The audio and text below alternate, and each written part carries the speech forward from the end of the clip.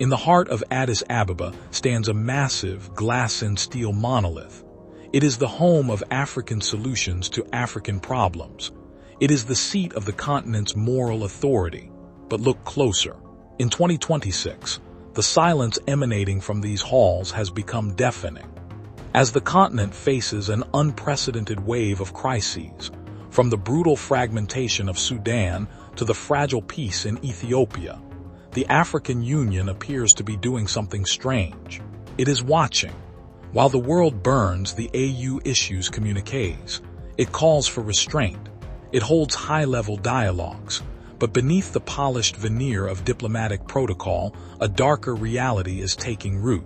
Critics aren't just asking if the AU is effective. They are asking if it is even neutral anymore. Is the Addis-based institution becoming a prisoner of the very powers it is meant to regulate? And as the great powers scramble for the Horn of Africa, is the AU simply the stage upon which their influence is being bought? Today, we go behind the headlines to investigate the most urgent crisis in the Horn, the crisis of legitimacy.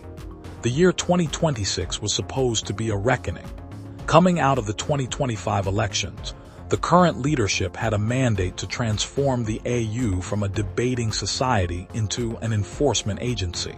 Yet here we are, at the midway point of the year, and the gap between declaratory commitment and actionable intervention has never been wider.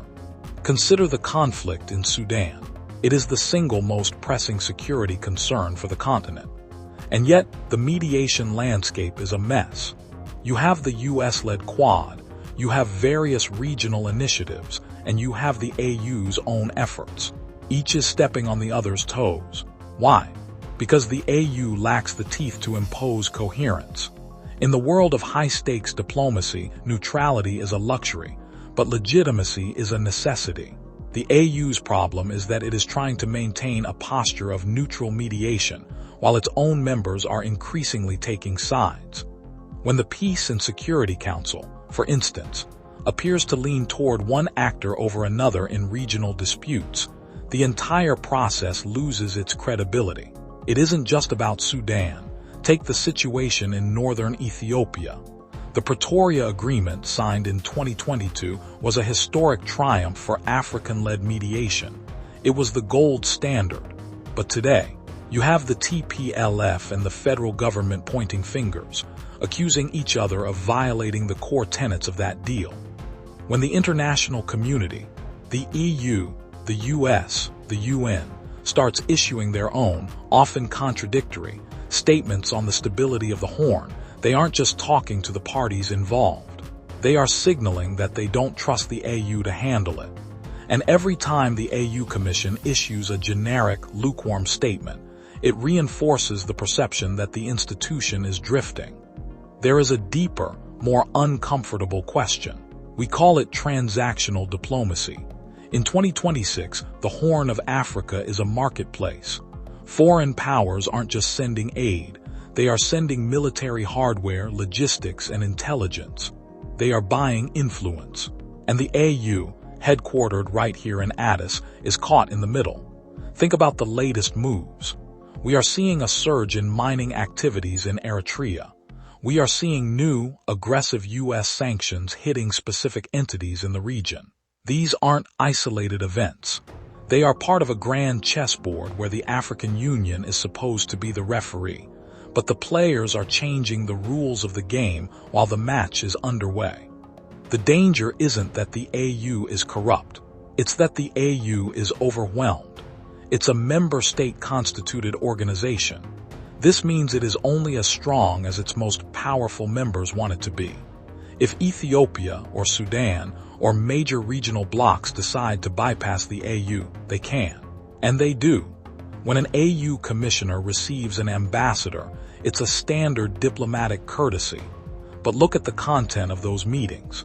It's almost always about digital transformation, energy integration, infrastructure. These are important.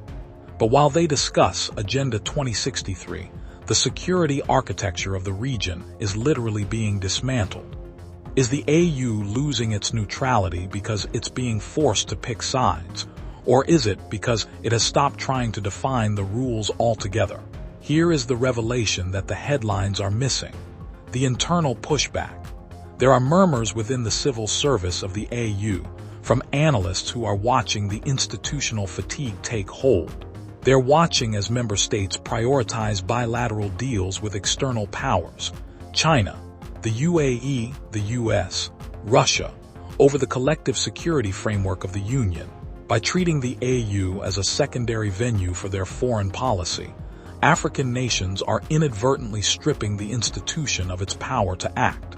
And when the AU finally does act, as we saw in the recent communiques on global tensions, it is often too little, too late. The neutrality of the AU is a shield. If that shield is tarnished, if it is perceived to be a tool of whichever bloc has the most influence in Addis at that moment, then the entire Pan-African project is in jeopardy. We aren't talking about a decline in efficiency. We are talking about a crisis of existence. So, is the African Union losing its neutrality? The answer is both simple and terrifying. It is losing its relevance. In 2026, the Horn of Africa does not need an institution that expresses concern. It needs an institution that can draw lines. It needs leadership that is willing to say no to foreign powers, even when it's uncomfortable. It needs the courage to enforce its own agreements, even when the parties involved are powerful. If the AU continues to confuse restraint with responsibility, it will confirm the world's worst fears, that Africa is a spectator in its own future. The 2026 leadership has a choice. They can continue to manage the decline, hosting summits and signing communiques while the continent fragments, or they can reclaim the mandate of the Founding Fathers, not as a paper tiger, but as a continental authority. The glass and steel monolith in Addis Ababa is a symbol of unity, but unity without principle is just a facade. Thanks for watching. If you value this deep dive analysis, hit the subscribe button and turn on notifications. In a world of surface-level news, we're digging for the truth.